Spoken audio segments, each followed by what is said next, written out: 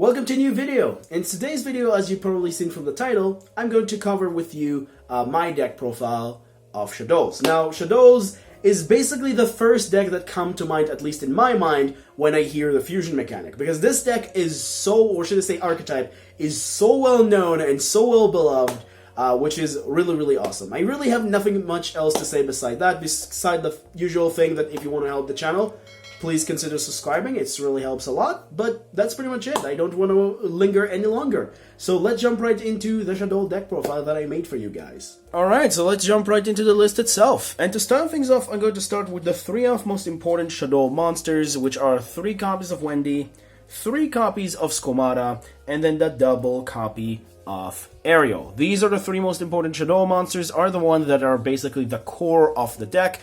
And honestly, if you don't know how Shaddoll works, I'm going to explain this really briefly. Shaddolls have 2 effects, which you can only use one of these per turn. The first effect is a flip effect, which rarely, except from Ariel, you don't really use anybody else, almost never.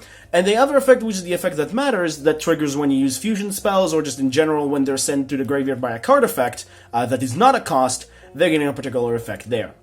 So basically, the effect that they're sent to the graveyard by a card effect is the one that's going to happen most of the time, except in the case of Ariel, which mostly you want her on the field, face down, to flip her face up. Because her effect states that when she's flipped face up, you can target one of your banished Shaddoll monsters, and just special summon it in face up or face down defense position, which is really cool because what you're doing with this is that by a card effect, Wendy, when she's sent to the graveyard, she's able to set any Shaddoll monster to your side of the field except herself from the deck. So Ariel is the one that you're going to do that. You're going to put her face down, and then you're going to use your new trap, or one of the trap that you get in the structure deck, or Incarnation, to flip this face up, and then also get back a construct which you banished with the trap, which we'll get to that when we'll get to that to explain that a little bit more. But the point is, these 2 are really important, and that's what they pretty much do. Skomata, when he's flipped, he can destroy a monster, but mostly what he's important for is that when he's sent to the graveyard, he's 3 off copies of everything, because when he's sent to the graveyard by a card effect, he sent any Shaddoll monster to the graveyard by a card effect,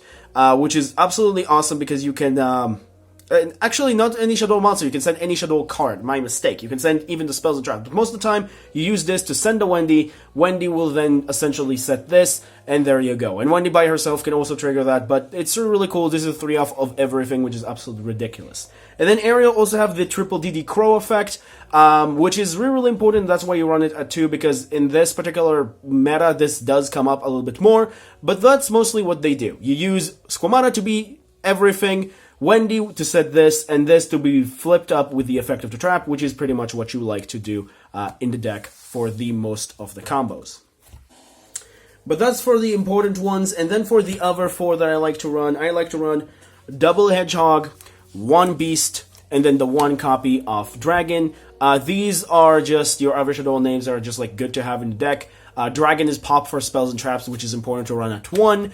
Beast is when it's sent to the graveyard, it's draw a card. And Hedgehog, if it's sent to the graveyard, you're able to add a Shaddoll monster from your deck to your hand, which is really important because this is very important with Mathematician, because if you're able to open up Mathematician and a fusion spell, this becomes even more better right now because of the particular new Link monster in the extra deck, which enable things a little bit better. So Hedgehog is very important for the grind game. Now, I've seen some people who like to run 2 of this, and 3 of this, or even just 1 of this, and even 1 Falco. But the reason why I like these is, like I said, Hedgehog I like in the deck for sometimes for the Mathematician. Beast I don't think you need more than 1, and then Dragon is just good for removal. And I also wanted to run the Falco, but I kind of didn't really find a spot. Plus, Falco is just okay. It's not like the most amazing thing in the world. I'm not saying like Falco is garbage or anything. I think Falco is good. I just don't really think I'm going to cut a card for the deck for it, because I feel like it doesn't really come up enough, at least for me, from the testing that I have. But that's pretty much does it for those, and does it for the Shaddolls. You have run 12 names, which is honestly plenty, not plenty, but you also run an additional lineup of spellcasters that essentially help you, which we start with the 3 Reliona. We're moving on to the 3 Mathematician, and then the 1 copy of Tricklown. Tricklown is honestly self-explanatory. This one, you either use a fusion spell, Foolish Burial, get it to the graveyard, free special summon, pretty awesome. Mathematician is a card that's always been playing in this deck. and it's really cool to finally have it back at 3 and like played again, obviously. And this one can dump any Shaddoll to the graveyard, which can trigger their effects. You can jump a Squamata, you can jump a Hedgehog, like I mentioned, which is really cool. And it's also an Earth, and also because of a particular Link monster, you can turn this into a light, which is really cool. If you know what I'm talking about, good. If you don't, we'll talk about it when we get to the extra deck. But the point is, this can now become a light, which making it even more powerful.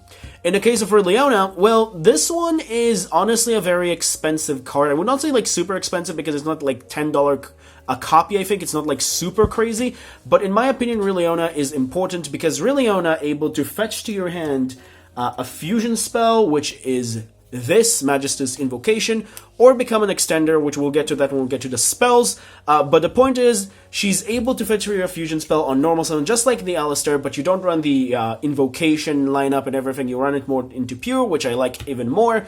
And the fact is, she's also a light, which is really, really powerful. So you normal summon her, you get a fusion spell, you get either a Squamata or a Wendy in your hand, and you get to your hand, and you get to yourself a 2-card combo, which again I'll show in the end. So the fact that the existence of some of the Magistus cards, which is this and their Link monster, as well as some other cards, just turn up to have, like, for Shaddolls, 2-card combos rather than, like, you know, 3-card combos that use way too much cards. Now, of course, if you think that this card is too expensive for you, unfortunately, I don't really know what's something that can replace this, because I think it's just way too important to run right now.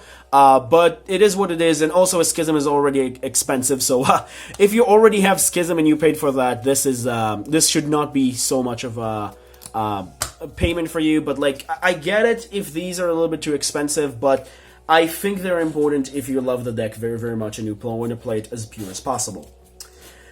But that does it for the monsters that are not hint traps. And for the hint traps, obviously, 3 copies of Nib and 3 copies of Ash. These are the hint traps that I decided to go with. You could run Gammas if you want to in the main. I just didn't really have the space for 3 Gamma and 1 Driver. But also I think like Nibiru and Ash are a little bit more impactful right now, especially with the changes to the meta. It's not set in stone right now, but this is really good against Dragon Link and against a lot of decks that got a little bit weaker and need to go into more of different routes. So this just like, if they're able to just drop this before they're able to drop an interruption, which can work really, really well right now against Drytron. Sometimes they're not able to stop this. Can also work on Lyrilusk Tribe Brigade, which is also something that is coming up. Like I say, Dragon Link, other stuff, so this is really important, and it's also a light. And then Ash is just to stop Dragoons and searching, and just in general, really important card. And I think these are like the best hand traps that you can run generically. Of course, these 6 slots, or even 7 if you want to make another slot for it, are up to your personal preference, but I decided to go with these 6 hand traps, and honestly, they're working quite fine. But that's pretty much does it for the monsters. Now I'll move on into the spells. So for the spells themselves, I'm going to start with the fusion spells, which are the important fusion spells first, which are 3 Shaddoll Fusion, 3 El Shaddoll Fusion, and then double copies of Majesty's Invocation. There is another fusion spell that I run, but it's more of like used for breaking boards than anything else, which I think you already know what I'm talking about. But the point is, 3 Shaddoll Fusion, 3 El Shaddoll Fusion, they're very, really important cards, and Invocation can be searched for with Leona, so basically you technically right now run 11 fusion spells that you want to add to your hand. The Invocation, however, or should I say Majesty's Invocation, however, should be mentioned that you can only fusion summon if one of the materials is a spellcaster. So as long as you use, for example, even a Wendy, but the other material is a spellcaster, you should be good. But if one of the materials is not a spellcaster, this will not work, so that is pretty much the downside of this card. But the point is, you now have a card that search a fusion spell, which is pretty awesome. And then, El Shaddoll Fusion, I've seen some people cutting it down to 2. I don't agree with that. I think El Shaddoll Fusion is awesome. Being able to fusion during the opponent turn could be very, very catastrophic for them, so I like that a lot. Schism sometimes is not enough, and you don't really have enough materials in grave, so I think this is really important. And then this broken card, basically one of the best fusion spells ever, in my opinion, like at least in the top 3 best fusion spells, if not the best one. Honestly, it's up to personal preference what do you think about this, but the card is awesome. Being able to fusion summon with materials from your deck, if your opponent have a monster in the extra a monster that's summoned from the extra deck, not in the extra monster zone. God, I'm getting things confused. Anyway, having that kind of card is freaking awesome. It is also an Ash bait, so sometimes you can just like use this to bait your opponent. Although most of the time you just want this to resolve. But yeah, the card is pretty awesome, and you want to run 3 copies of each and every one of these, and this one at 2 because you don't want to see it way too much. And then for the last few spells, I run 1 copy of Vritra, which is the other Magistus spell, the 3 copies of Super Poly, and then the 1 copy of Foolish Burial. Super Poly is just really, really great because of the rise of what they're called Shaddoll invoked Dogmatica, whatever that is, or anything like that, and Light and Dark's decks. Super Poly is even better because you have light and dark targets in your extra deck, which you can make a very, very good use out of them. So I like Super Poly quite a bit. Foolish Burial is self-explanatory because it's just send Squamata or Trick Clown or whatever you need, and it just triggers their effects, which is pretty, pretty cool. And then Magistus Vritra. This is the other card that you search if you already have a fusion spell in your hand, because if you do that, you're able to turn up your Aureliona into an extender, which is become kind of like a weird kind of Trick Clown, but it still becomes kind of like a Trick Clown because you're able to use her, then make the Cross Sheep with the construct, and then go off if you open up with a fusion spell, herself, and the Shaddoll monster that you want, which is either Squamata or Wendy, which will show you at the end with the combos. You're able to do quite nice things if you're able to do that. So Vritra is just a very, very nice one-off copy to run because it just Monster Reborn for Brilliona, which you can search. So I like it quite a bit. And then for the last 2 cards, obvious ones, 1 Reincarnation and 1 Schism. If I had the spot, I would probably run 1 additional copy of Schism, probably. Reincarnation is also pretty good, so I'm sometimes like debating between 1 additional more copy of each of these. But I think 1 of each is enough. Schism is recyclable, and Cosmic Cyclone, while it is run in the format, it's not that big of an issue, so you can work with it. It's not like the end of the world if they're banishing your Schism, but I don't really see Cosmic Cyclone way too much anyway, so it's not really a problem for me. And then Incarnation is for your combos, or even can be just a very nice Monster Reborn, so yeah, that's pretty much does it for those. They're really important, and this one is for combo, and this one is just you want to search it because it's annoying to your opponent, so I like these quite a bit. But that's pretty much does it for the main deck. Now we'll move on to the extra deck. So for the extra deck itself, we run 7 Shadolls for the fusions. I run triple copies of the Construct, double copies of the Winda, 1 copy of Shekinaga, and then the 1 copy of Epsilon. These are the fusion lineup that I decide to go with. These 3 are an absolute must. In some turns, you're even going into 2, if not 3. Like, rarely you go into 3, but the point is, you also want the 3rd one for either Grind Game, because it's basically a card that's just able to remove everything when it attack into it, and special summon a monster, which is really, really cool.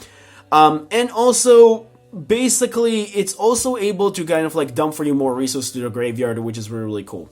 Also, these can recycle for you spells and traps for Shadolls, and they are not harder ones per turn, and none of these effects are harder ones per turn for both of these as well, which is also really crazy, which making the combos kind of possible. Now, Construct is also because of Super Polymerization, because sometimes you make 2 and you need the 3rd one to remove a Mechaba or something, so Construct is also good in that regard.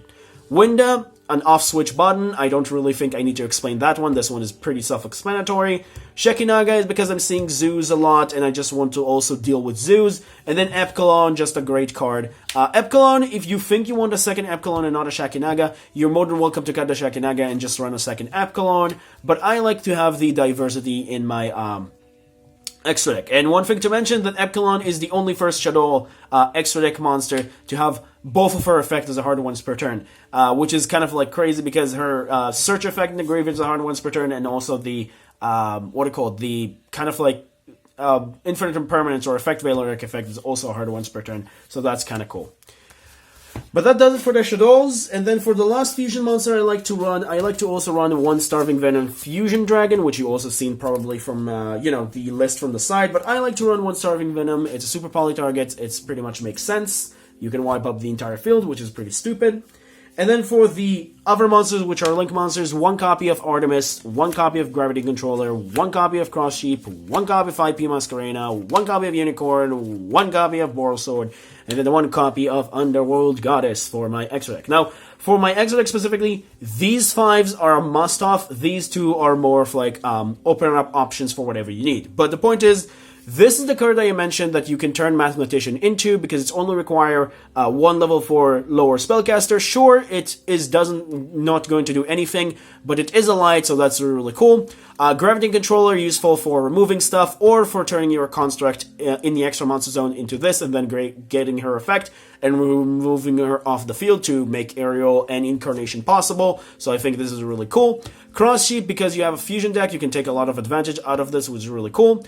IP, because you can make either a unicorn or an or goddess during the opponent's turn. I decided to go with goddess than anything else because I don't have access code, and the other option I did think of was Appaloosa. But making a 4-negate Appaloosa, like with your free card combos with this, which was really, really good, don't get me wrong, is sometimes not the best thing in the world because they can remove the Appaloosa and that's it. But if you're able to like get a board that's a little bit weird and then take one of their monsters and make the Underworld Goddess, not you're also able to skill drain everything with the IP, but you're also able to make something that could be good against Eldritch and stuff. So I really, really like the Underworld Goddess. Honestly, this is up to you. You can change this whatever you want to. You can even run an Abyss Dweller if you think you need a rank 4. But this is a card that I have new in my binder, so I decided to, just take it out and just play with it. So that's why I want to play 1 copy of this. And then Boral Sword, obviously, OTK potential. That's pretty much what it does.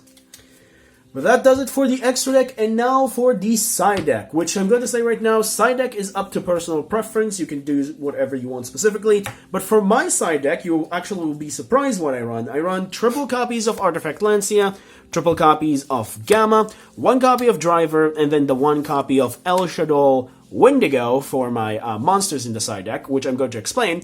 Basically, these are the other good light hand traps in the format. This deals with a lot of things right now, and this one is just a good hand trap. Sometimes I want to side that in if Nibiru is not good in the main deck, so I'm just switching this in and few things around, and this just comes up quite a bit, so that's really cool. And then Wendigo, this is basically here because of one particular matchup that I don't like to deal with, and that is the Lyrlusk Tri-Brigade matchup.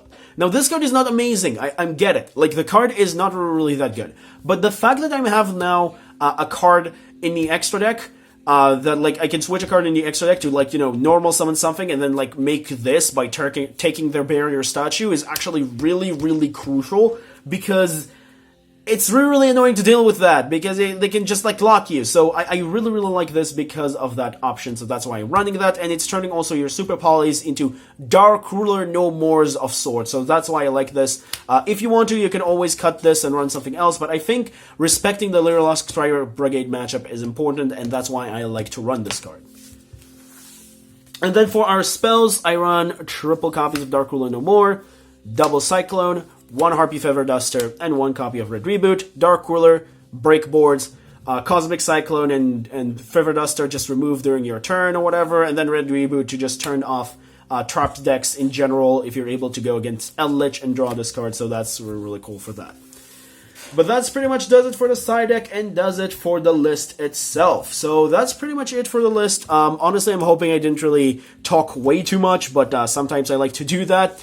But yeah, the list is really cool. I like Shaddoll as a whole as a deck, and I think like this is the most purest and best version that I can come up with my collection. If you have any ideas how to make this better, let me know in the comments down below. But other than that, let's jump right into the combos that I think you should probably know playing this deck specific. Welcome to the combo section. Here, I'm obviously going to share with you few combos that I think are very, very important for you to know to essentially playing this version of the deck, or just in general playing any Shaddoll deck that basically use these cards. And for our first combo, I'm going to use basically Riliona, and my other card is going to be a Skomata. The other option, this can also be a Wendy, but this is preferred in my opinion to be a Skomata because a Skomata can also be a Dark in your graveyard, which is really important, which we'll get to the end. But the point is, this is a 2-card combo. These are the only 2 cards that you need to get a pretty nice, decent end board for this.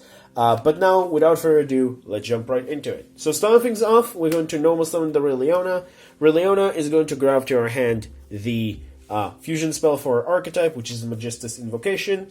And then we're immediately going to use all these 3 cards and fusion summon into El Shaddoll Construct. Now, one thing should mention, you should summon El Shaddoll Construct in the extra monster zone. Of course, I'm putting it a little bit downward here because it's hard to see, but yeah, you should put it in the extra monster zone. then few things are going to happen. So first thing first, chain link 1, chain link 2. Chain link 2 will give us in our graveyard the incarnation, and then chain link 1 will give to our graveyard the Wendy, which then will trigger Wendy's effect to set this card to your side of the field. Then we're going to use Construct to make the Gravity Controller in the extra monster zone, and that's why I mentioned it's really important to put her in the extra monster zone. And then we're not going to use her effect. We're not going to do that, because if we'll do that and essentially by mistake add this to our hand, this is going to screw up the entire combo. So instead of that, we're not going to activate her effect, but instead we're going to use the effect of Incarnation to banish itself and this, and then flip our Aerial, and then trigger her effect to summon the Construct. Then Construct effect will trigger effect again, send the Schism, and then you're going to use those two to make the IP Masquerena in this zone. And then lastly, this will also allow you to add to your hand finally the Schism, and then you're going to set Schism to your side of the field. So what did this combo basically give you? Well, first and foremost, why did I mention I want to darken my graveyard? Well, most of the time, if you don't have a Squamata in your graveyard or any way to get a dark, you basically only getting 2 materials for an Epsilon, which is not bad, but you rather also have the access to Epsilon and or Wenda. So you want to have the option to have any of these rather than just the one.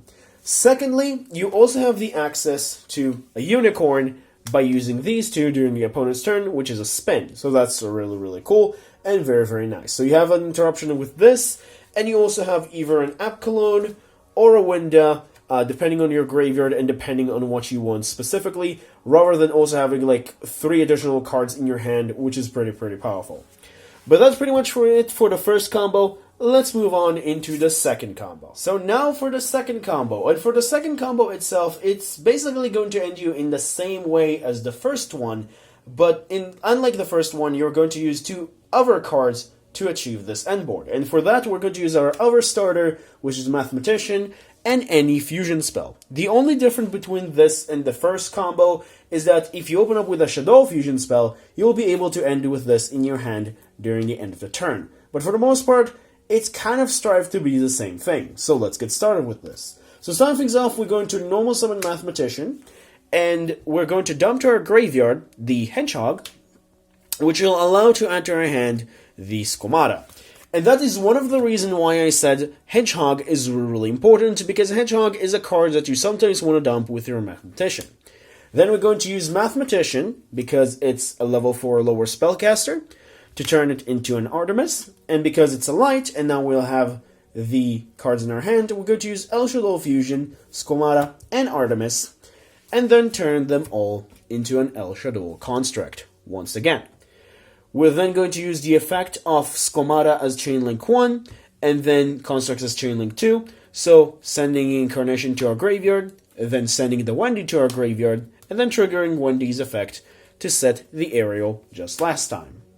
Then we're going to use Construct to make Gravity Controller, as the same as last time, but like I said, unlike last time, because we have a fusion spell which is a Shaddoll, and it's not Incarnation that we'll be able to add to our hand, we're also able to add this back to our hand if we open up with a fusion spell that is a Shaddoll. Then we're going to use the effect of Incarnation to banish itself, and the Construct, once again, to flip the Aerial. Aerial effect will trigger, giving you back the Construct, and then you're going to use Construct effect, dumping the Schism.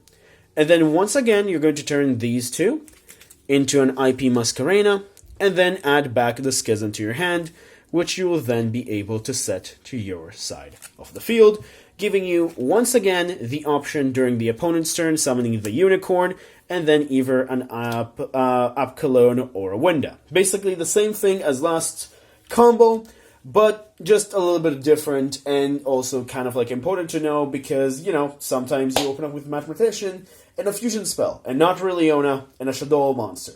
So that's actually pretty important to know. But that's pretty much does it for this combo. So for our final combo here, basically you require 1 copy of Leona, 1 copy of Squamata, and then 1 copy of El Shaddoll Fusion. Now, of course, this could be any other fusion spell. This can also be a Trick Clown, and this can also be a Wendy, basically. But if you have the Trick Clown, you obviously don't normal summon for this, and then you can just extend differently. But like I said, you don't run more than 1 Trick Clown anyway, so this is kind of like a kind of interesting combo that kind of getting you into your cross sheep combo, but in a different way, and I'm going to show you what I mean.